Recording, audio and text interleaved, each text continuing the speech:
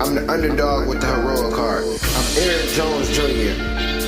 I have to keep pushing for my kids. If I give up, what's that leave them with? Nothing. I have to understand that it's bigger than me. That it's not about me when I wake up and go to work. It's not about me when I'm reading to educate myself. It's not about me when I'm practicing my speeches. It's not about me. It's about my family. Hey, you're now tuned in to Underdog Talk. I'm your host, Eric Jones Jr., the underdog with a heroic heart, and I have conversations with successful underdogs, and today we have successful underdog Bryan Clayton. How are you doing today, sir? Eric, I'm great. Thanks for having me on your show. It's good to be here.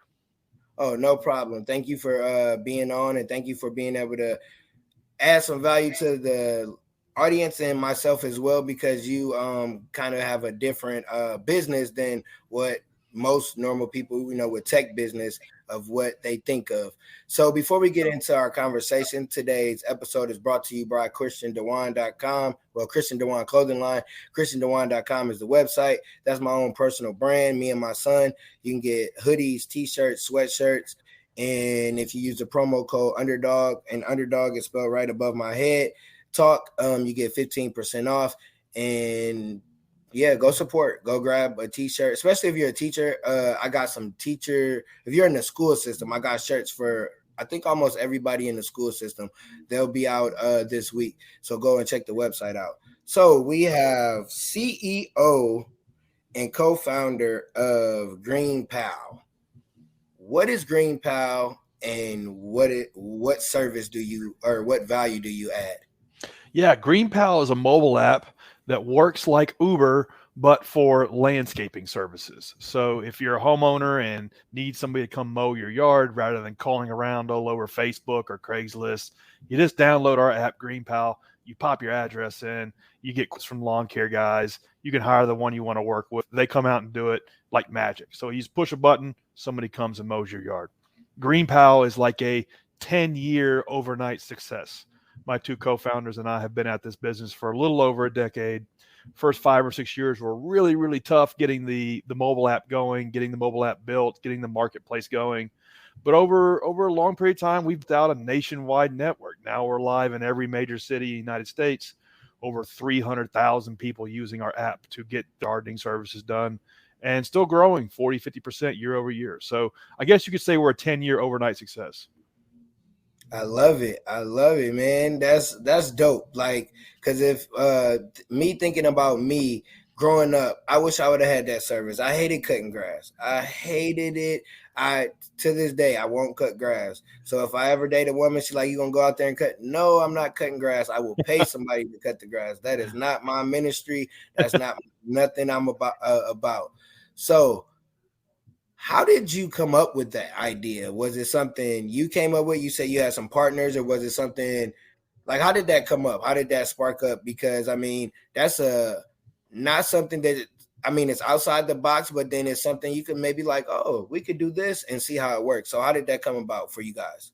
Yeah, it's a great question. So I think when you're starting a new product, a new technology product, authenticity can be your competitive advantage. And so for me, my first business was a lawn mowing business. I started mowing grass in high school as a way to make extra cash, and little by little grew my little lawn mowing business into a large landscaping company over about 15 years. So I grew from just me and a push mower to me and 150 employees, 90 trucks over a 15-year period of time.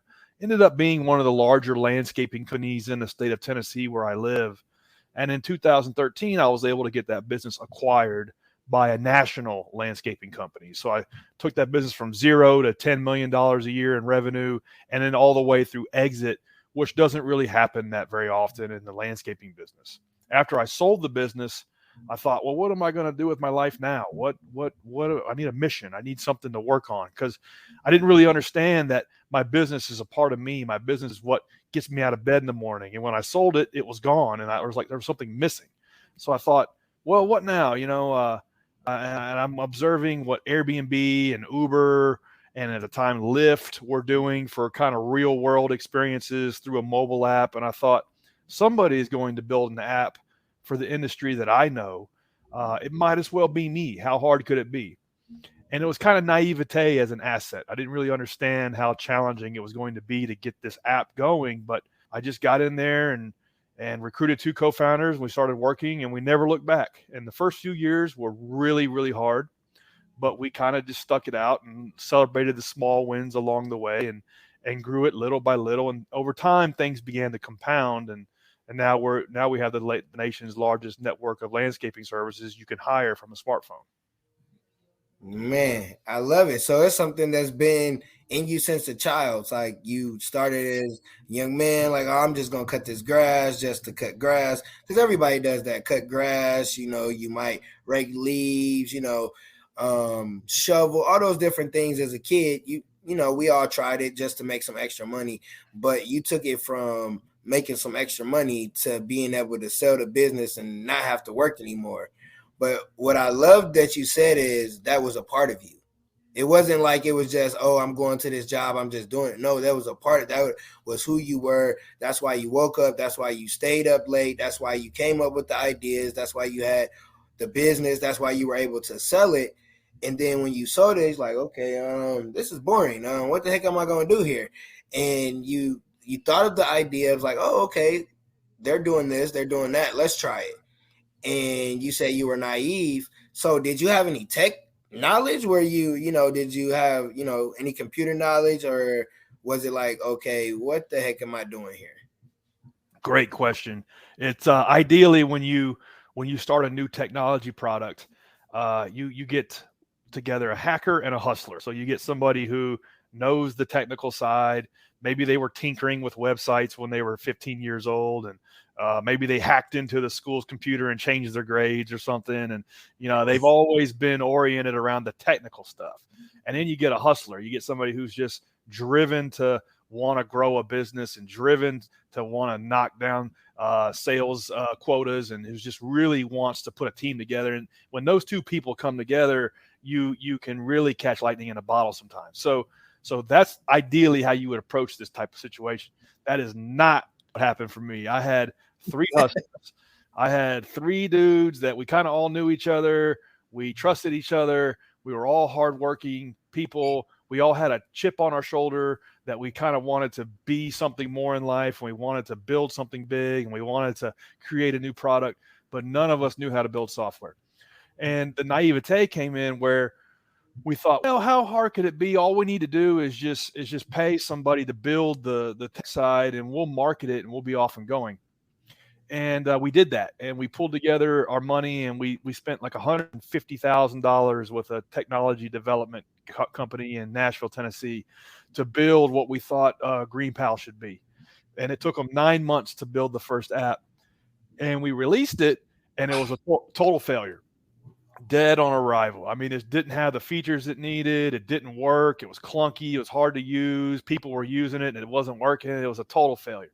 And so we came to the realization that if we were going to be in the tech business, we were going to have to learn how to code. We were going to have to learn how to build software. We were going to have to learn how to do this stuff, because it really is required of you if you're going to invent something new from scratch.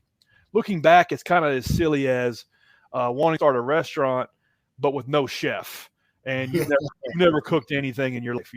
How silly would that be? That's what starting a mobile app company with nobody knows how to build software is kind of like that. So it was a hard lesson to learn, but we picked ourselves up and dusted ourselves off, and then went to YouTube University, took every online class we could take.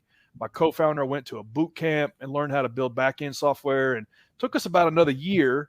But we then began to learn the skills we needed to learn to build the product from scratch all over again. And now we're still iterating on top of that product we built nine years ago.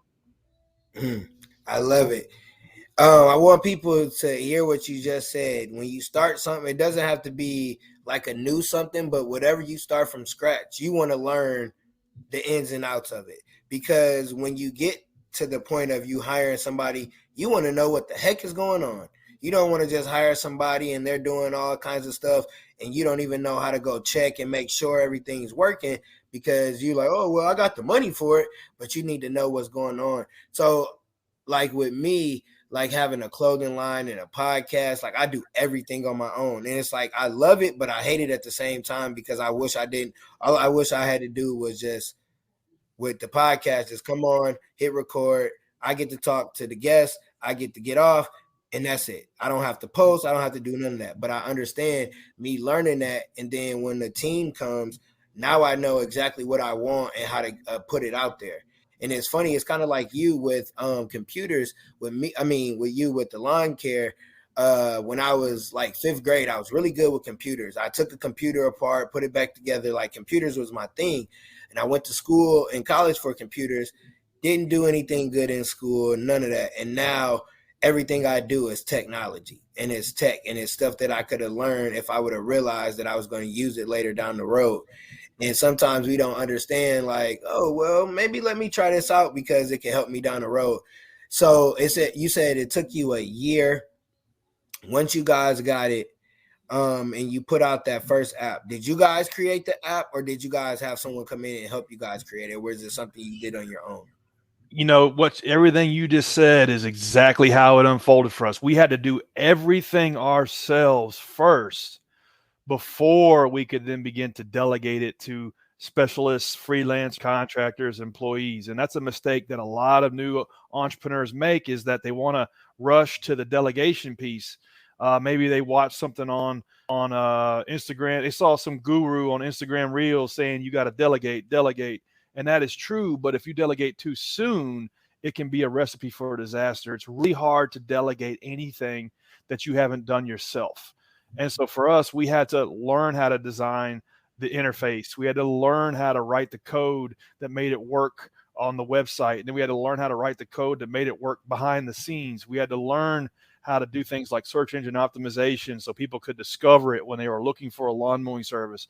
All of these things we had to learn ourselves, do them ourselves for a long time, and then slowly begin to delegate these things to freelancers, contractors, employees, people that specialize in each sort of one of those tasks. There's a really good book about this called The E-Myth by Michael Gerber.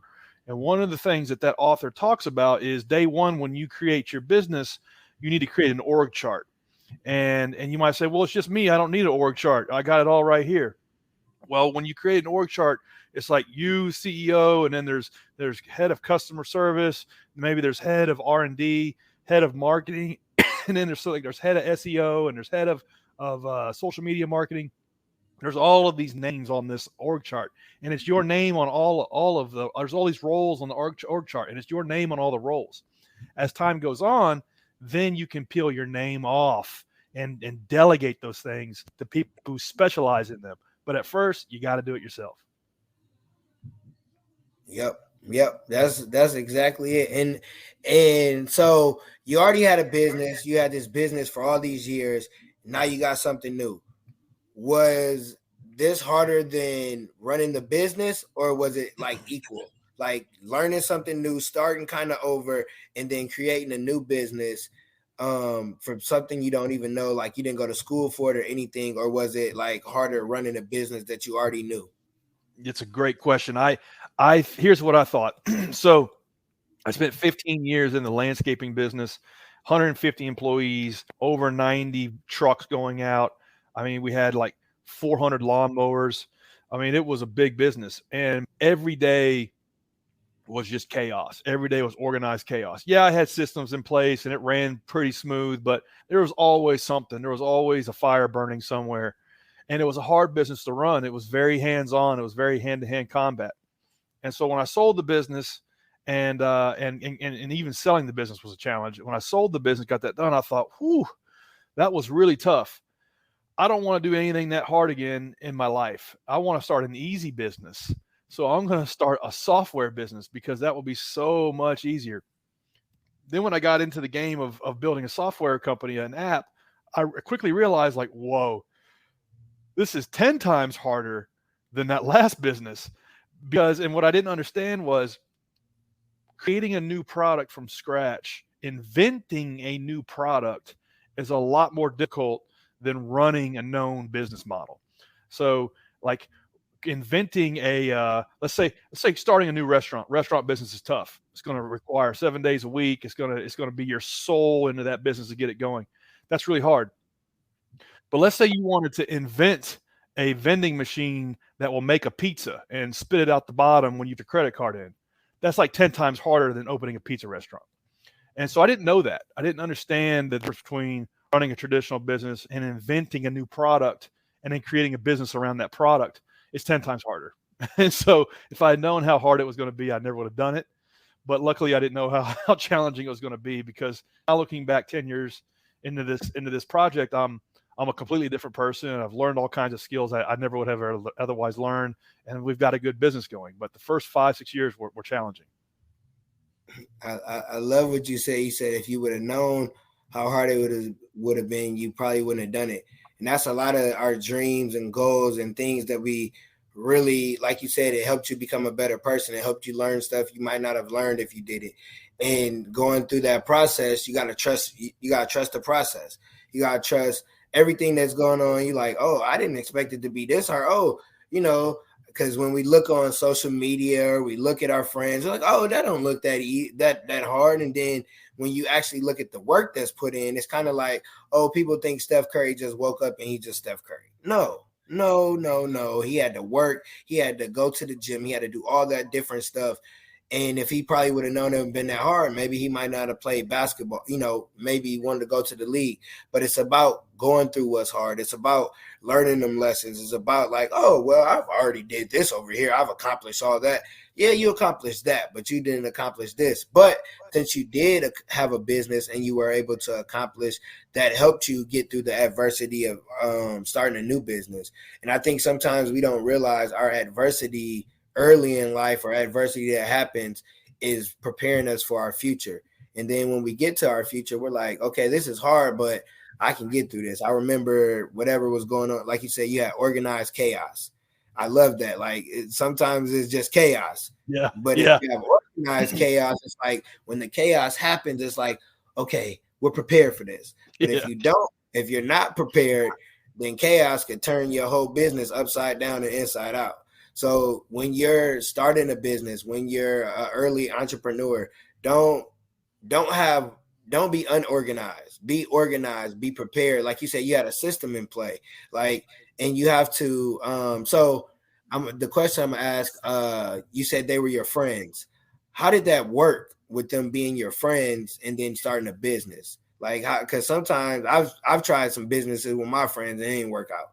So how did it work out with you guys being friends? Were you guys friends first, or did you guys start business then become friends? We were acquaintances, and so that it was more of a trust thing. I knew that I could trust them, and I saw something in them that I was looking for, somebody that I would want to be in business with, and that was a grit and a determination and literally a chip on their shoulder. Like they had something they wanted to prove. They weren't happy with their current position in life, and they were willing to do whatever it took to be successful in a project like what we were wanting to take on.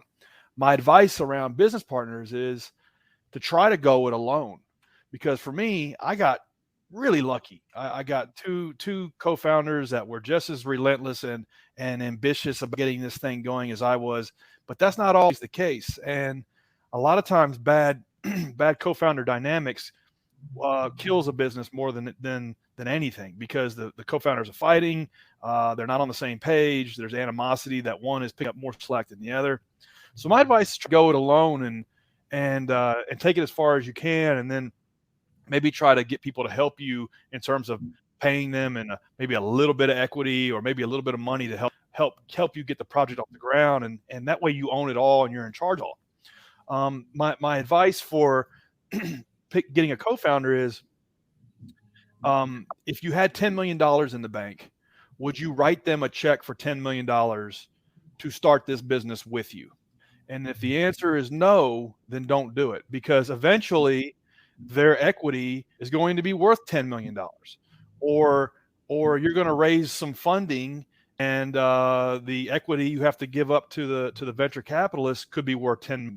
And so if you wouldn't write them a check for $10 million today, then don't start the business with them. And you really have to look at it like a marriage. you really have to look at it like, is this my business soulmate? Could I not imagine starting this business without them? And look at it that way. Because if the business is successful, you're going to spend more time with them than you are your actual spouse. And it's actually easier to get a divorce than it is to unwind a business partnership, as crazy as that sounds. So really think it through. Think about it like a marriage. Think about it like this is my soulmate to start this business. And if not, just go it alone. The first couple of years you can de-risk it and figure it out on your own, the same as you could with a co-founder. Man, you dropped some good knowledge there. So what I want people to take away, he said, if you wouldn't write them a $10 million check, and that's like, if you're starting a business, you should want to be in the millions. You shouldn't want to start something and just make some change. You should, like, the world we live in, everybody can be a millionaire. You just got to be consistent and put the work in. That's right. So you said if you wouldn't write them $10 million, don't be a partner. And that makes sense because you want to make probably that or more. And it's like, okay, would I give them that if I already had all this money? And then I like what you said, are they your soulmate, your business soulmate? Because you're going to spend more time with them. You're going to call them. You're going to talk to them. You're going to text. You're going to have meetings. Your family is going to be their family, like all this different stuff. And it's like, okay, that's cool. We could be friends outside here, but can we work together? Are we on the same page? And I think that sometimes happens with friends that want to start businesses, or whoever want to start. Oh yeah, you got a good idea, but it's like, do you have the same purpose? Do we have the same goals? Are we going for the same thing? Because if you're not going for the same thing, it's not going to work. It's just like sports. Like, you can have all this talent on a team, but if the goal isn't to win a championship, because somebody might be like, oh, I want to win the MVP, or I just want to win this, or we just cool with the playoffs. No, we want to win a championship. So you need to do your role. I need to do my role. They need to do their role. And then that's how you win a championship, the chemistry. So I like what you said. You trusted them. You trusted enough to start, and then you could see the value that they added, and they probably could see the value in what you added. And it's not because, oh, you're cool, I like you, we can hang out together. There's no, like, can you add value? Because if we start this business, are we going to make money? Are we going to be successful? Are we going to be able to carry this business 10 years? Are we going to be one of those businesses that start and it ends? So I love that. And I want people to really, like, this is a really good lesson. Like, a lot of people should have notes out of what's going on with entrepreneurship, because you have to be on the same page as whoever it is. It don't matter, friends, family, if it's acquaintance, whoever, you all have to be on the same page. So what are some things that you guys would do when you guys had a disagreement, when things didn't go right, when something happened in the business that's like, okay, maybe we should stop this? Yeah, the first few years were tough. There were a lot of, I guess you could say, gut check moments where we were wondering, like, hey, is this going to work? Is this something that should we spend the next year, 2, 3, 5 years of life on?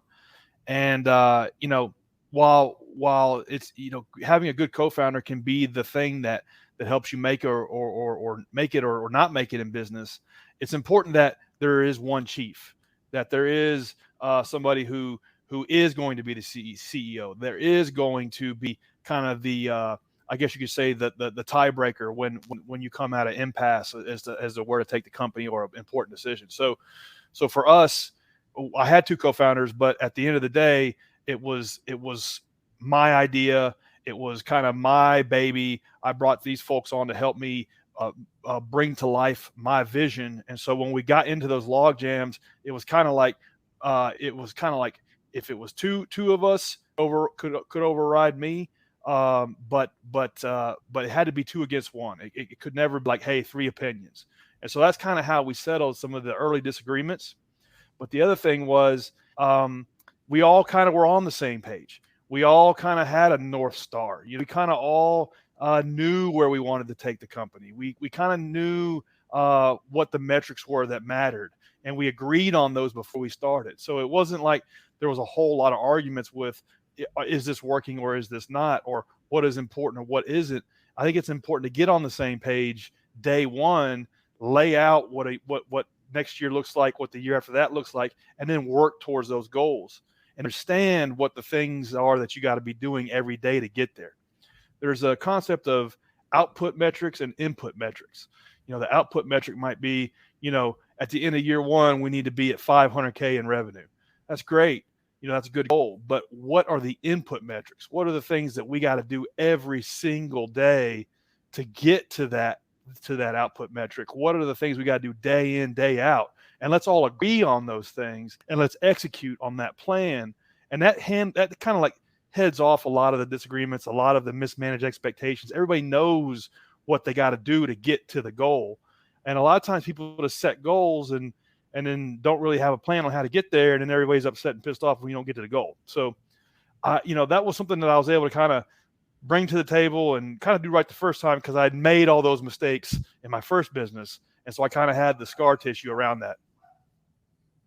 I like it that you said that you have to have a plan, because we all have goals. Everybody, I want to do this, I want to do that. How are you going to get there? How are you going to accomplish that goal? It's like, I want to be on the basketball team, but you're not playing basketball. My son, he's on AAU team. They're young and they've lost some games, and it's like, dude, why are you sitting here on YouTube?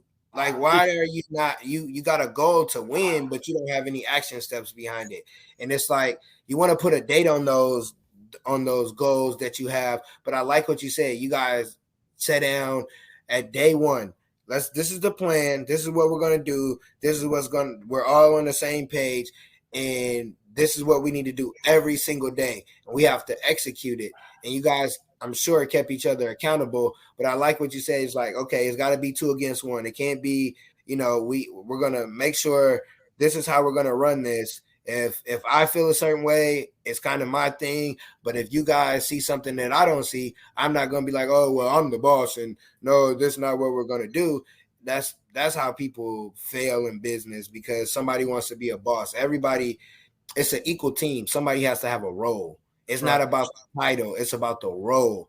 It's about being able to help each other out, because it could be the tech guy, the guy that puts up the videos that helps the CEO understand something else, or vice versa. And it's all about having that goal and understanding your role. Because like with sports, you're going to have a Tom Brady, but you got to have a center. That's right. You got to have the people blocking them. Like, you got a coach, assistant coach. You got a coach that helps with this, with all these different things. And when you guys are on the same page and you have an agreement, like, when you got to have an agreement that this is what we're going to do, this is how it's going to be done. And no matter what, we have to do this every day. Because if you don't do something every day, how you think you're going to get better? That's so true. I was listening to an interview with an Olympic coach. I can't remember what sport, but one thing he said that stuck out to me is what separates the high performers with everybody else is their ability to endure boredom. And what he meant by that was training day in, day out, 3-4 times a day, doing the same thing, getting in the reps, and those little things compounding over a long period of time is boring. And it's the ability to endure that boredom of the day-to-day grind and the little inputs on a daily basis that add up and build is what separates people who get there and people that don't. Oh, that's so true. Because it's like, when we wake up in the morning, sometimes you wake up an hour before you're supposed to wake up. What are you going to do? You woke up to get some work done. But if your mind's not there, if that work ethic's not there, you're scrolling.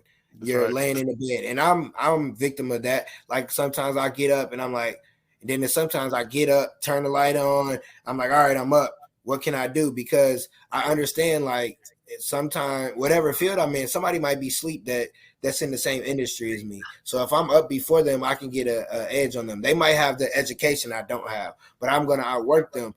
And I was just watching this clip on Kobe. I think it was the trainer dude, Phil Harding. He was like, he asked Kobe, he's like, why are you such an asshole? He was like, what do you mean? He was like, I'll tell you why I'm an asshole. Because I'm going to practice, I'm busting my ass, and these guys are going out and they're not working on their game to get better. Why would I pass them the ball? They're not working like I'm working. Why would I pass them the ball? And when you're on a team and you have that person that's working, and you see, okay, Kobe getting this kind of contract. Oh, he's this and that. Let me try to do what he doing. Let's see if it work out. And when you're on a team and you win that championship, guess what happens? Everybody's like that. Why do you think the Warriors have been to the finals 6 out of 8 years? The only 2 years they didn't make it, they were injured, because they all have the same work ethic. And we understand Steph is the man, but it's without Draymond, the team wouldn't work. Without Clay, it wouldn't work. Without without one of your partners, it wouldn't work. Without you, they wouldn't have, so it's all about understanding, putting in the work, and everybody putting in the work. You can't. I'll give you a perfect example. So when I was in 10th or 11th grade, I was in culinary school. I just took it just to have extra class, so I didn't have to go to regular school. You learn how to cook. I didn't cook. I had a buddy in my class. He cooked. He did all the work for the class. I got a good grade because he did a good job. But now he has a business. He has a restaurant because he put in the work. Maybe if I put in the work, maybe I could have that. But that wasn't the road for me cooking. But that's just the example of great example. Putting the work, and now he has what he put in the work for. You put in the work from day one when you was pushing that lawnmower, and you were just, I want these new shoes, or I want these baseball cards, or whatever. And now you're a multimillionaire, got your own business app. Who would you ever would have thought when you were that kid pushing that lawnmower that you would be where you're at today? The short answer is no. But looking back 22 years, business and the journey of starting a business and selling a business and starting another business it really does unfold like a video game almost. 10 levels of Super Mario Brothers, and you just work one level at a time. You don't worry about Bowser when you're on, level 1 or 2. And I think that holds a lot of people up. They're starting a business, they're on level 1 or level 2. They don't have 10 customers yet, and they're worried about Bowser type problems. Those things don't matter. You just got to get through that level you're on. Throw everything you got into it, all 7 days a week, your heart and soul into getting to the next level. And that's the way it unfolded for me. When it was just me and a push mower, what was on my mind was pushing this mower sucks. I want one of those $12,000 riding mowers so I can do twice the amount of stuff in a day, and I don't have to, my feet don't hurt when I get home. So that was all that was on my mind, was getting the money to get that next level commercial grade piece of equipment. Then that was maybe level 2. And then the next thing was on my mind was, I could really use a helper, and how do I figure that out? And that was a tough level to get through, because you basically double your business in one swoop. And so when I got that done, I was like, okay, well, there's 2 of us riding around in a truck. How do I get 2 of these trucks going? Maybe that was level 3. That took like 2 years to figure out. I wasn't worried about, damn, when I'm doing $5 million a year in revenue, how am I going to afford a full-time CPA? Like, that doesn't matter. Get through level 3. And then worry about all the other stuff later. And I think it holds a lot of people up. Just look at it level at a time. Yeah. That you broke that down, because when you get on, it's really about social media. When you get on social media and you see somebody doing what you're doing, you're like, oh, well, their videos look like this, or they look like this, and they look like that. And it's like, well, they started somewhere. That's why, excuse me, a lot of people that I look at podcast wise or speaking wise, I try to look at their first videos. I try to look at where they first started to see what it looked like, so I can be like, oh, it wasn't so bad. They, like you said, it's levels. It's like when you take this, you're supposed to take the stairs, take each step. Don't skip the step, because you want to get there faster. But if you take each step, you'll strengthen your calf muscles rather than just running up. Ooh, I finished. It's like my students. I'm a kindergarten teacher. Oh, I'm done. Okay, you're done, but it's wrong, because you wanted to be first. You wanted to be first, and it's wrong. Don't raise your hand, because like kids will raise their hand. Oh, what's the answer? Why'd you raise your hand? Like, you don't know, because you didn't take the time to put in the work and do the step by step. Like you said, it's levels. Like, you can't start a business and be like, oh, well, I'm gonna make 10 million this year. I mean, you can, depending on what it is, but you might not. And it's okay if you don't, because you got to make sure your paperwork's right. You got to make sure you got a strategy, you got a plan, you got to make sure you got a website, you got this, you got that. You got to make sure you're doing it every day. It's That's right. about consistency. It's about if you do, like if you don't consistently do it, then it's not gonna happen. It's just like a somebody that smokes cigarettes. They didn't just become a smoker overnight. They were smoking day by day and day by day, 1 pack, now 2 pack, now whatever. And now that's what they do. And it's harder to do something it's easier to do something that's bad for you than it is to do something that's good for you, because you don't know what the outcome is when you do something that's good for you, but you still got to do it. We are our habits. That's so true.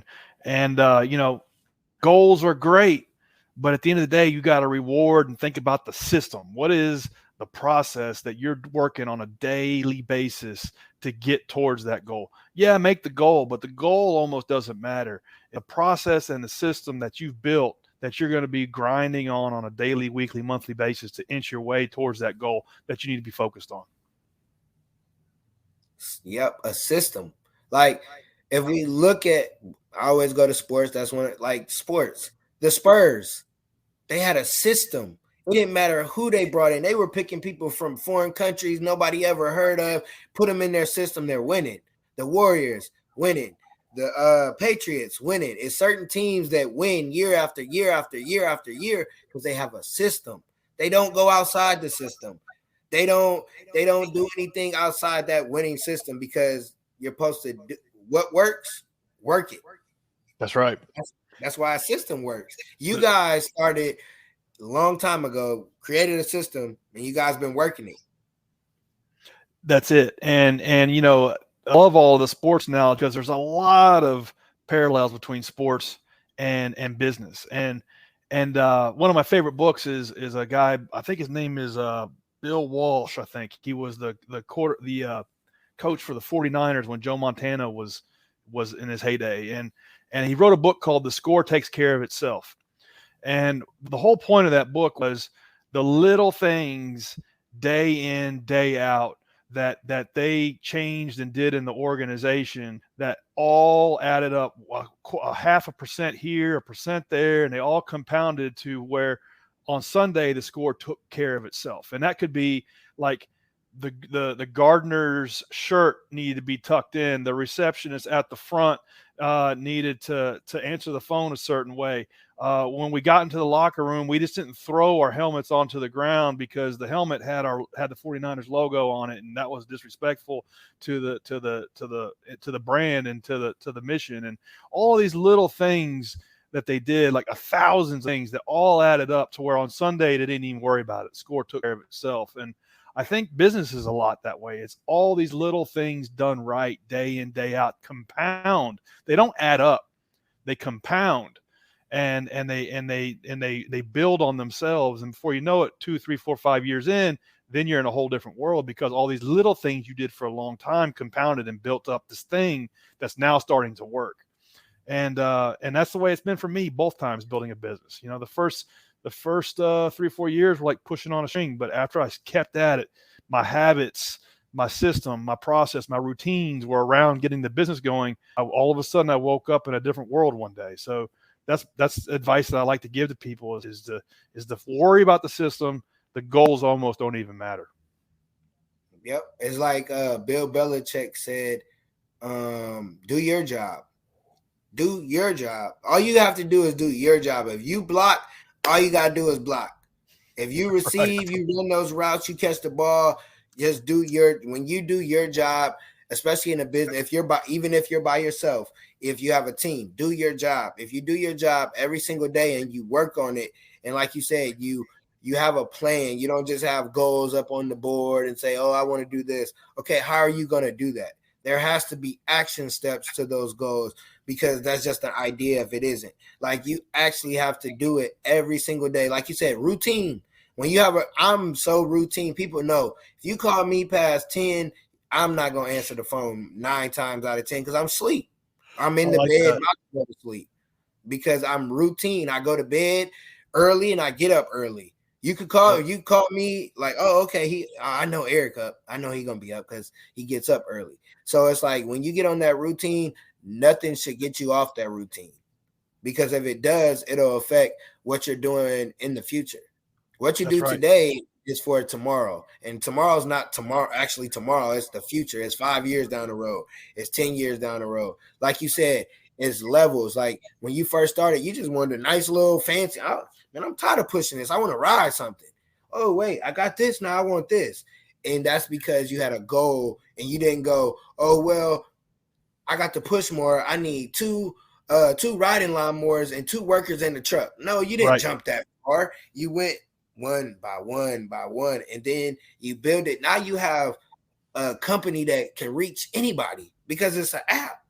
Who would have ever thought the kid pushing the lawnmower has something that can help everybody, not just the people in his neighborhood, just not his mom and dad, friends, his family, everybody, because you took it step by step. And that's one thing that I got from you is step by step. And that is refreshing because when you're in business and it's not looking the way you want in revenue, but you're still building, you understand at the one day you're gonna get to that point where you're like, oh, I got the money now.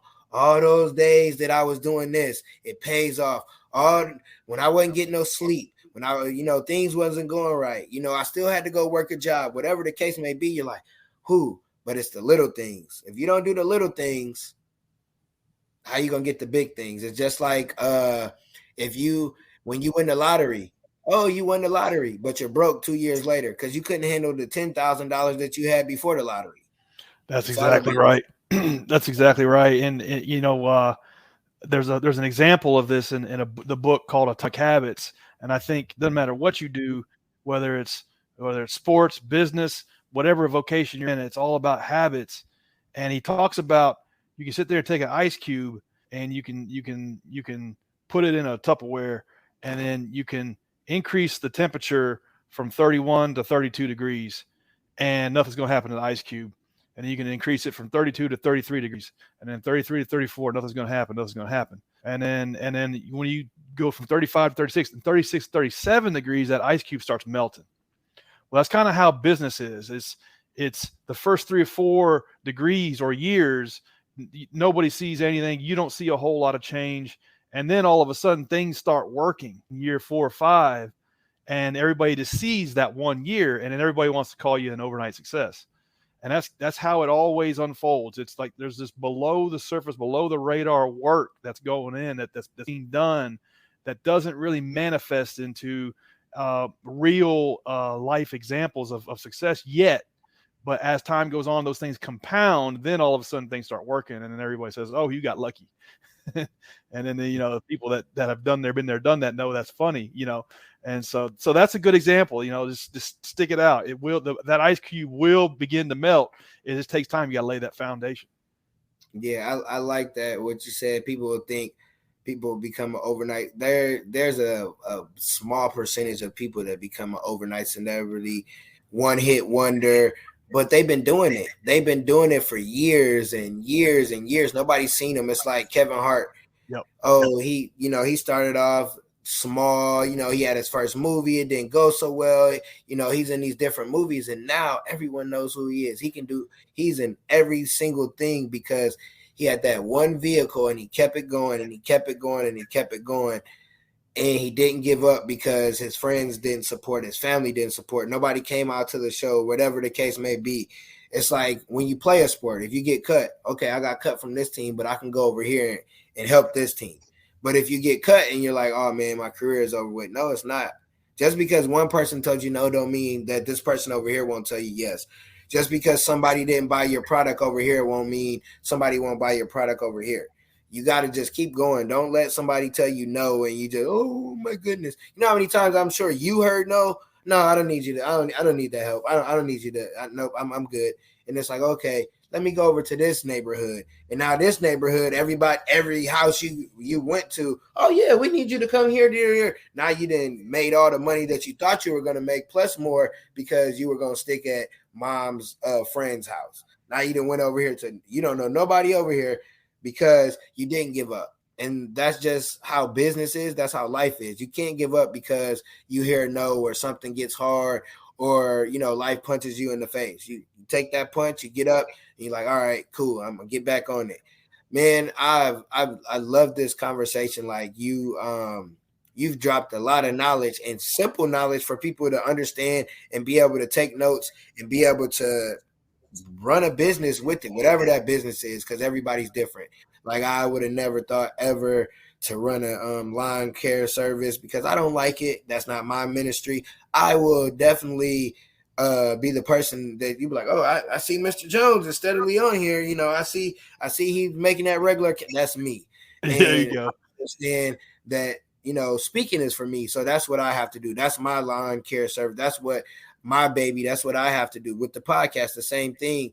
And you just dropping some knowledge is like, okay, you're doing what you're supposed to, Eric. Okay, maybe you need to be a little more consistent here, but you're doing something every day to work on this, and it's going to eventually happen because, like you said, it is not going. Like I've only been podcasting like 3 years, but I know something's going to happen. I've been speaking a little more than that, but I know something's going to happen because I haven't been consistent. And when you understand you haven't been consistent, you understand why you're not where you're supposed to be. So, give people that are starting a new business, no matter what it is, because all business is about the same. We all have the same goal. What 3 tips they can do today or whenever they listen to this episode, what they can do to push the needle? Yeah. Couple things. Focus less on things that don't matter. And I know that sounds cliche, but the reality is a lot of times we get stuck in this fake work. We get stuck in things that don't matter. Maybe, you're starting a new business and you're worried about what your Instagram strategy is going to be or your TikTok strategy or whatever. And the reality is you need 10 customers. Don't worry about that stuff that doesn't matter. So take everything down to what are the 1 or 2 or 3 things I need to be doing, and don't worry about anything else. And a lot of times those 2 or 3 things relate to going out and hustling up your first dozen or so customers. I believe, like in any business, first 100, 200, 300 sales need to be hand-to-hand combat. So that's a point that I'll give. Another tip I'll give, it's kind of in the vein of what we've been talking about, is you are your habits. And in controlling our habits and managing the boredom of the grind is one of the hardest things of getting a business going. So if you're starting a business, you are your business is you. It's 7 days a week. And so what are the habits? What is the system? What is the thing you're working daily on a day in, day out business to grind your way from 0 to 1 is another tip I'll give. And then the third thing I'll say is this: in business, you're doing 3 things at once at all times, no matter what stage of the game you're in. You're working in the business, so you're answering phone calls, you're delivering orders, you're making sure customers are happy. You work on the business. What does our marketing strategy look like? What does our competitive strategy look like? What are we doing different than our competitors? What are we thinking like for years 3 and 4? And then the third thing is you're working on yourself. What are the books I'm reading? What are the podcasts I'm listening to? What are the things on YouTube I'm watching? Maybe I'm turning off Game of Thrones and I'm throwing on a conference on YouTube that I didn't get to go to. So you're doing those 3 things: in the business, on the business, and on yourself. And if you do that over time, those little things compound into the business growing and you as a founder, as an entrepreneur, evolving into a whole new person. And that's a lot of fun. Once you start to see that, you'll start to get addicted to growing and being successful in business, because when you grow alongside it, you level up. That's a lot of fun. I love those tips, because you didn't just say work on the business, you said work on yourself.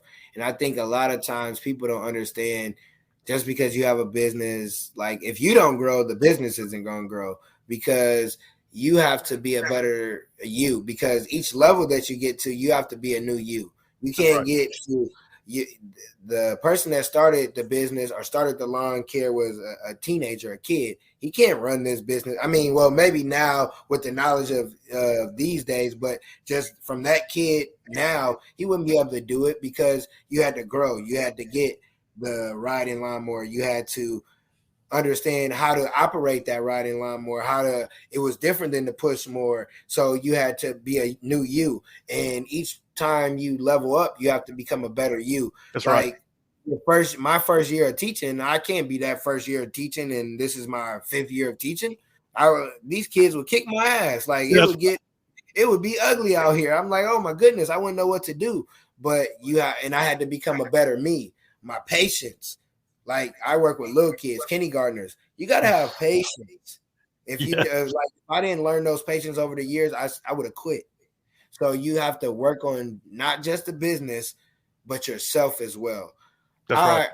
I appreciate you, man. This was a great episode. Like, we haven't been able to talk before this, but like you gave a lot of knowledge. Like I appreciate the value at it. I appreciate what you do because you probably help millions of people all over the world. And some people, they actually can't do the yard. They can't, actually get out there, but they want to, and you're able to help them. So you definitely add value, not just to the listeners, not just to me, but to people all over, because what you do is important. It might not look important to everybody, but if you have a house and you understand the landscaping and the keeping it up, oh yeah, definitely appreciate it. Before you tell people how they can reach you and your business, I need a quote. It could be your quote. It could be something you heard. It could be something you read, but I need a quote from you. Oh, wow. Okay. So you mentioned Kevin Hart earlier. We can learn a lot from comedians, how they came to grind from, doing small shows to big stadiums. And so there's a favorite quote I have from Steve Martin. He's be so good they can't say no. And so when things aren't working, going back to what we just talked about, work on yourself, become a better leader, become better at analyzing maybe a P&L, become better at, design or whatever it is that relates to what you're working on. So be so good they can't say no.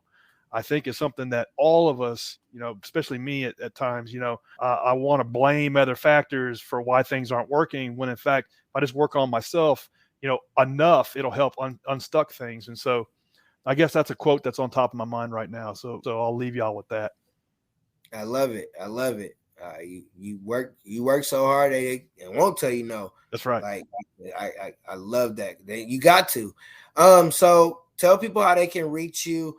How they can reach GreenPal and social media, on website. However, if they're in Tennessee, if they're not in Tennessee, how can people reach you? Yeah, anybody in the United States that doesn't want to waste time mowing your own grass, just go to greenpal.com.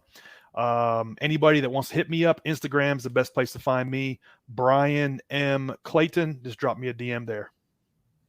I love it. You can reach me at Underdog Talk Podcast on all social media.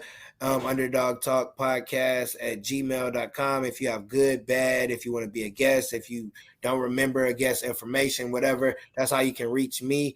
Again, I appreciate you, man. Thank you for coming on. This was a great episode.